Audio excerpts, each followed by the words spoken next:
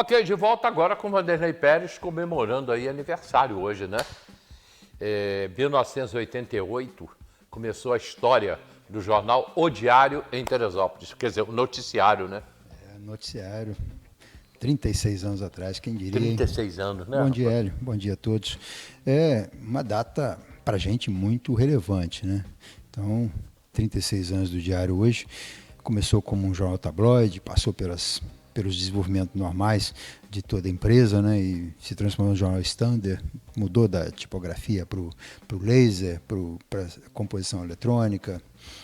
Experimentamos as várias tecnologias, né? E hoje está aí o jornal com as mudanças da década, né? Desses últimos 20 anos, mas principalmente nos últimos 10 anos, que é a força da mídia digital, que o Diário também entrou na hora certa. Alguns veículos demoraram um pouquinho para entrar e não conseguiram se adaptar e fazer a transição. Veio a pandemia e completou a transição, obrigou a fazer uma transição, né? Nós ficamos ali aquele período sem poder manipular papel, manipular jornal.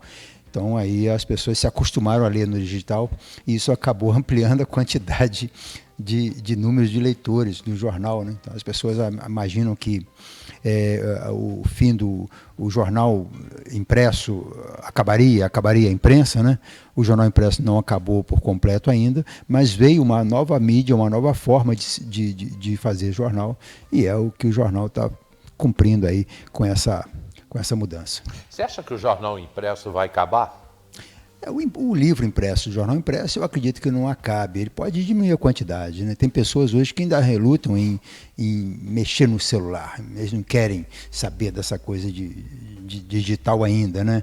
E o cheiro do livro, ler o livro no papel, ler o jornal no papel, ainda é um hábito. Mas é um hábito cada dia mais caro para quem produz jornal, né? Está muito difícil mexer com jornal. Imaginar que uma máquina dessa aí, uma rotativa que nós compramos a nossa em 2010, essa máquina custava $1 milhão na Índia. Foi por isso que nós compramos essa nossa, que estava à venda por R$1 milhão, e acabamos comprando ela diante já da depreciação desse tipo de maquinário. Ela não custou nem R$500 mil, mas imagina R$500 mil numa máquina que recentemente foi vendida por cerca de R$50 mil para liberar espaço, porque a função dela, que é quantidade enorme de jornal, a tiragem, ela consegue produzir 20, 30 jornais por noite, então, ou seja, ela não era para fazer apenas o diário, 20 jornais diferentes.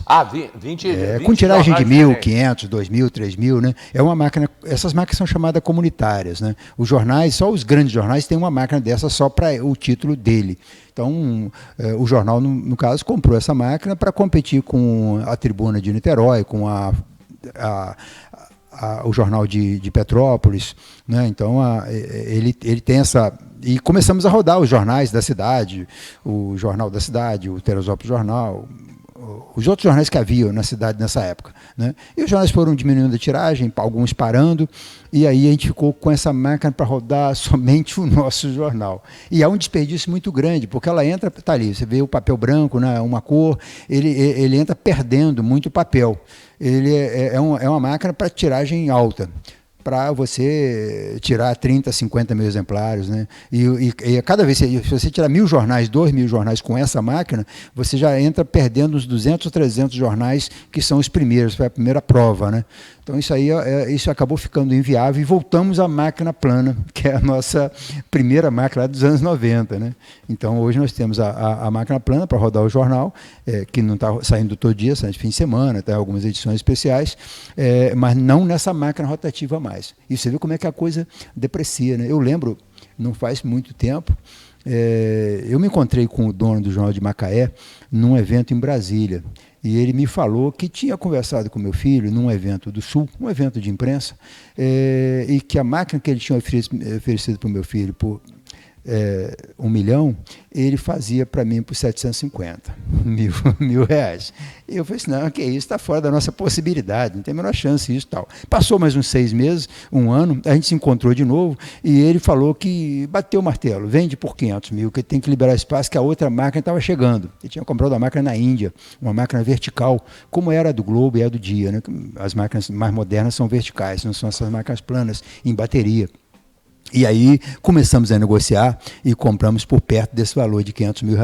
Aí foi preciso vender os carros, vender isso, arrumar dinheiro, sei lá, arrumar 500 mil da noite para o dia não é fácil, né? E compramos a máquina e aprendemos a lidar com ela, né? E no final, essa máquina foi vendida por menos do que nós pagamos só para transportar e montá-la na nossa oficina. Porque essas máquinas são muito complexas, elas trabalham niveladas, elas têm uma distância uma da outra, tem regulagem individual e regulagem coletiva. Então é muito difícil regular, você tem que trazer um técnico para afinar a máquina. Então, e esse técnico tem que acompanhar essa aí. E foi preciso construir um prédio para colocar essa máquina. Também que é um procedimento que a gente já vinha fazendo antes de comprar a máquina. Então essa máquina, quando a gente comprou essa máquina, foi preciso uma equipe, ir a Macaé, desmontar a máquina, auxiliar a colocar no caminhão, ajudar a transportar, despejar a máquina na oficina e montar e afinar a máquina.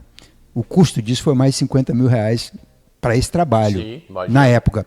E foi o que a gente acabou apurando na máquina, na venda dela para alguém que está achando que isso ainda tem futuro, né? A máquina rotativa é realmente uma máquina de fazer 10, 20 títulos diferentes por noite. Se você, para um jornal próprio, só mesmo os grandes jornais, a Folha, o Estadão. Você vendeu essa máquina para que região? A gente vendeu para o Vale do Paraíba. Tem gente montando máquinas, como as grandes empresas de impressão de jornal estão reduzindo, estão parando, alguém está entrando nesse filão.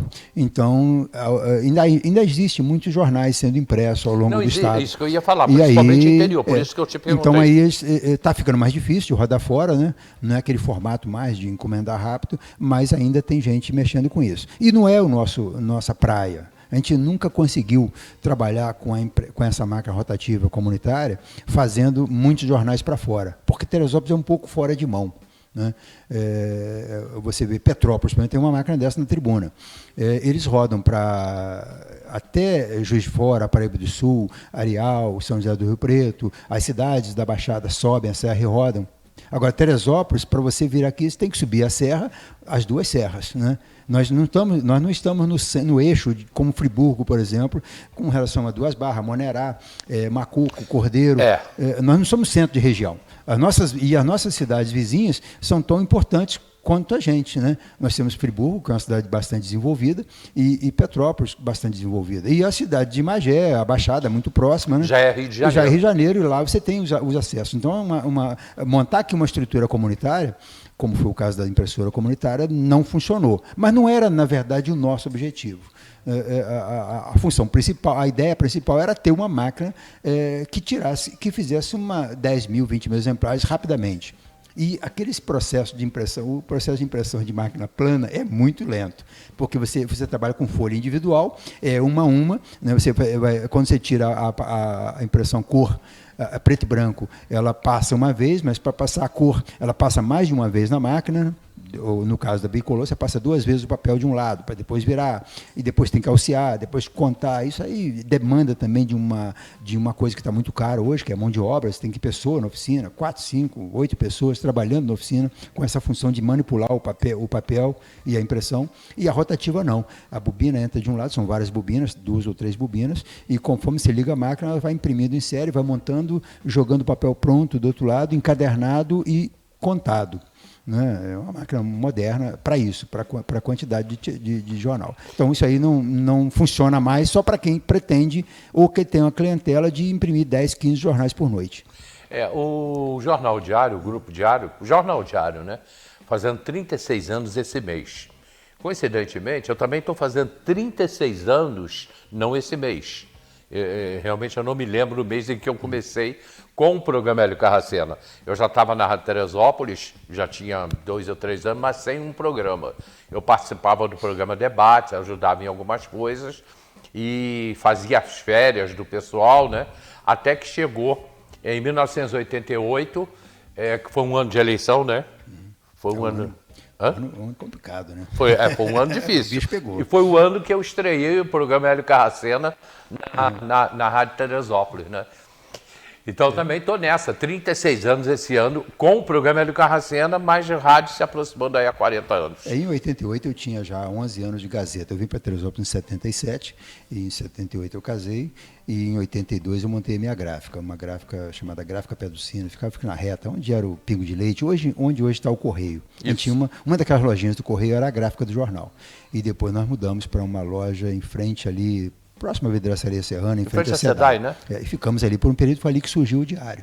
E o Diário, ele surge, eu fui fazer um texto ontem um texto rápido sobre a história do jornal, que está no jornal, na edição de hoje, e aí eu me toco numa coisa muito interessante, que eu nem me apercebi disso antes. O Diário surge com a letra móvel, com os tipos móveis do Gutenberg de 1450. Ou seja, a tecnologia que a gente usou nos anos 88, em 1988, foi a mesma usada por Gutenberg para a composição e impressão da Bíblia, né? Há mais de 500 anos. Então, essa história a gente conta, e a gente mostra aí na fotografia, dá para ver, né? A linotipo, que é um processo já moderníssimo para a época, a gente teve um linotipo em 88, essa máquina durou 1 ano e meio, mais ou menos, só. Logo em seguida veio a composição eletrônica, com impressora de margarida, impressora matricial, e depois veio a impressão laser, com fontes carregáveis, e depois, então, é que veio, aí que surge o Windows, né, nos anos 90, e a gente começa a usar essa fonte Adobe, o processo de diagramação no computador, tudo isso foi um processo de muita transformação, né? A gente passou por essa fase. Poucos jornais pegaram esse tempo antigo da letra composta na caixa. E aí está aí, a primeira foto embaixo é a primeira máquina nossa, uma Roland, antiga. Essa foto aqui embaixo, né? Essa máquina é de 91, que a gente comprou essa máquina em 91, foi uma fortuna. Para comprar essa máquina eu vendi a gráfica. Então, a gráfica que eu fazia serviços gráficos, né? E aí eu consegui dinheiro para comprar essa máquina e daí começamos a rodar o jornal passou a ser diário a partir dessa máquina aí. E mais à frente nós tivemos que comprar outras máquinas iguais a elas, mono, para poder fazer uma quantidade maior de jornal, porque já exigia fazer mais jornais, o jornal já estava com a primeira venda. E aí, mais à frente ainda, a gente vai comprar as máquinas bicolores, que são duas máquinas bicolores, para poder fazer o jornal colorido, por volta de 2007, 2008, né? Aí está aí em cima uma máquina rotativa, né, que é essa máquina que o papel passa em bobina por dentro da máquina, que é o processo de impressão dos jornais principais do mundo inteiro, até perto dos anos 90, perto dos anos 2000, né, quando surgem as máquinas verticais. O primeiro jornal do Brasil a ter máquina vertical foi o Dia, ali perto do Ceasa, no Rio, que ele comprou. Depois é que veio o Globo, né, a ter máquina vertical. E hoje praticamente não usa mais, é uma máquina muito cara. Eu tive dá pena, essa máquina que eu falei contigo agora há pouco, sobre a máquina que o Jornal de Macaé comprou, eu estava comprando uma máquina por $1 milhão, por isso que ela vendia dele por R$1 milhão, né, que foi a nossa o início da nossa conversa, né, com o dono dessa máquina rotativa antiga. E essa máquina, no final, eles estavam falando em vender ela por R$100 mil, porque só o técnico para consertar essa máquina era muito caro. Cobrava muito. Então está aí, abaixo tem à esquerda uma fotografia da máquina bicolor, que é uma máquina que roda duas cores ao mesmo tempo, ou seja, com duas passadas você já faz duas páginas coloridas, né? E ali o predinho do jornal, aí abrindo o terceiro andar, né, um predinho de 4 andares, com o primeiro e o segundo andar dedicado ao jornal, que também hoje está bastante obsoleto, porque é um local onde trabalhavam 15, 20 pessoas, e hoje 2, 3 pessoas só dá conta do recado, mudou diante muito, de toda a mudança, mudou, né, que passou, né? E na última página nós temos aí uma matéria muito boa, eu gostei dessa matéria da Juju. Juliana fez uma matéria sobre o jornal digital, né? O que é o diário hoje, né? O diário com essa estrutura de TV, de rádio, de agilidade da informação, né? A agilidade da informação é muito interessante.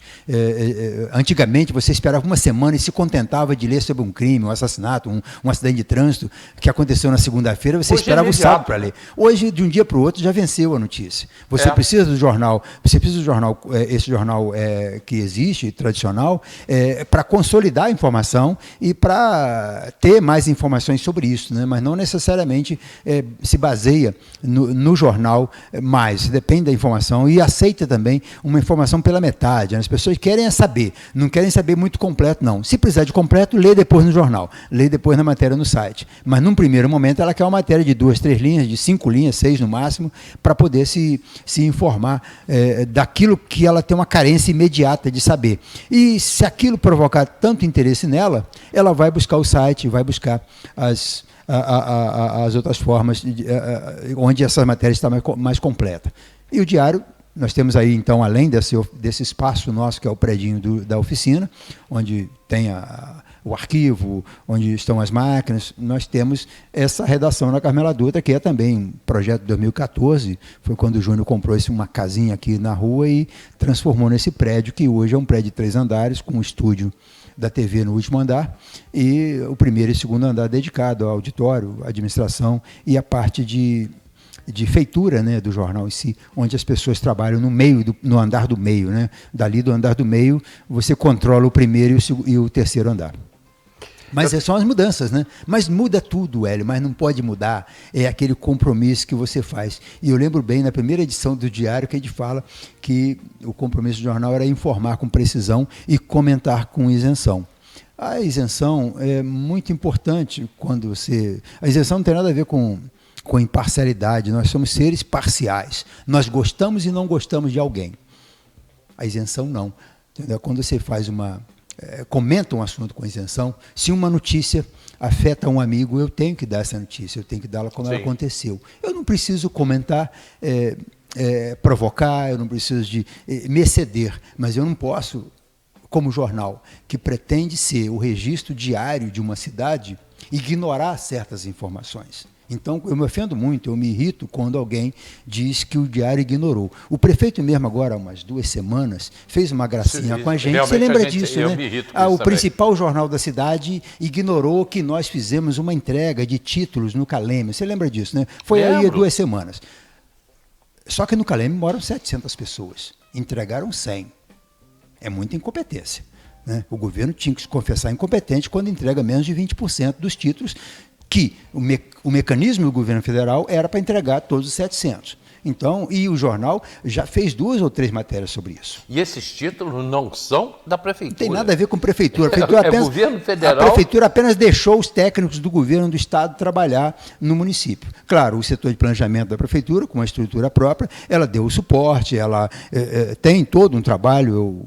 O setor de planejamento é um setor tradicional. Planejamento e fazenda são 2 setores fundamentais da prefeitura, onde a estrutura deles já faz ele funcionar. Os funcionários mais antigos, secretários dedicados, então você tem ali, são setores que funcionam.